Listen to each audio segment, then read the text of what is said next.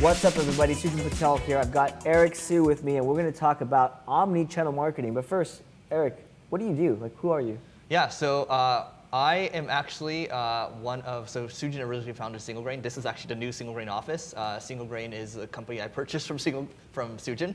And I run a software company called ClickFlow, and I have a podcast called Marketing School and Growth Everywhere. So I just love all things marketing, and same thing as Sujin. Yeah, awesome, man. I've been watching your videos. I've been binge watching your videos. Oh, thank you. And it's awesome. You and Neil have been doing some great work. So I want to talk to you about omni-channel marketing. So a lot of people, you've probably heard this word thrown around incorrectly most of the time. Mm-hmm. What does omni-channel marketing mean to you?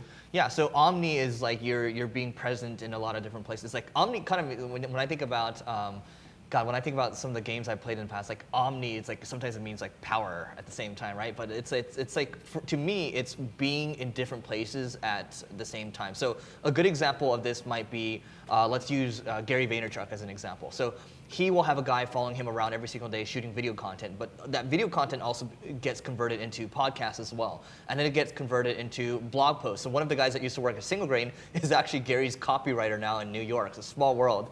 And it just continues to go down, right? So it doesn't matter if, like Sujin, for example, he likes writing blog posts, it might convert into a video, and then it might convert into a webinar, and then it might convert into like different channels. So you're hitting different channels, because the problem nowadays is, Sujin, when you watch Netflix, for example, like what else are you doing when you're watching Netflix? Usually on my phone. Yeah, you're going through your phone, you're looking at Facebook or Instagram or whatever, you're just kind of messing around. Sometimes when the scene gets boring, you're just messing around. So you're trying to hit people at different times. And it starts to get to a point where, our mutual friend Neil also always talks about the rule of 7.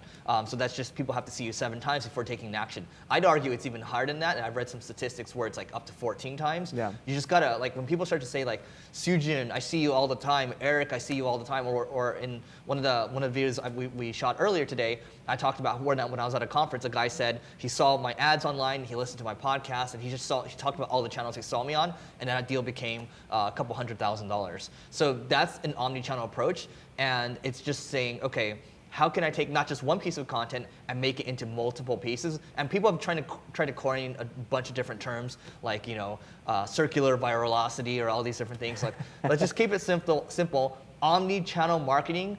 It's specialize in one thing first, and then once you start to get decent, start to figure out how you can branch out into other areas, and people can see you in different spots. Because I'll give you the final example.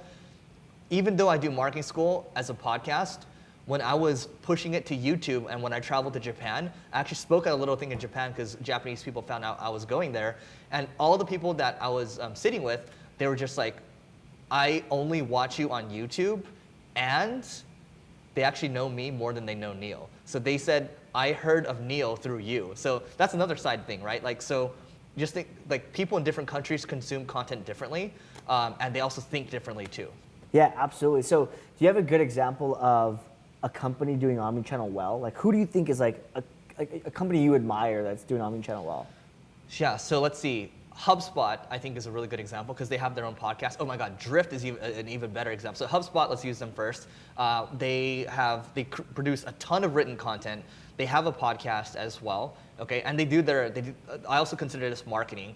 They have their inbound conference, that's once a year, and they do a whole host of other things. I think even, to me, like, omni-channel marketing can also be sponsoring a conference as well. So that's just a good example. Drift is actually spun off from one of their former executives, David Cancel, and they release new features all the time as products, and that to them is like, that's marketing, right? It's always like constantly just refreshing. And then they also have not one, but multiple podcasts. And they coined the term conversational marketing, and that's ideological branding. That's a whole different thing. We can talk about that later, or Sujin can talk about that later. But they do a really good job of kind of being everywhere. And I just see their marketing all the time, and I think they've done a pretty good job against their competition. Well, there you guys have it. That's omni-channel in a nutshell. Stay tuned for more videos. We're going to talk about AI and marketing, how Eric grew his blog from 2,000 to 200,000 visitors, and a lot more fun stuff.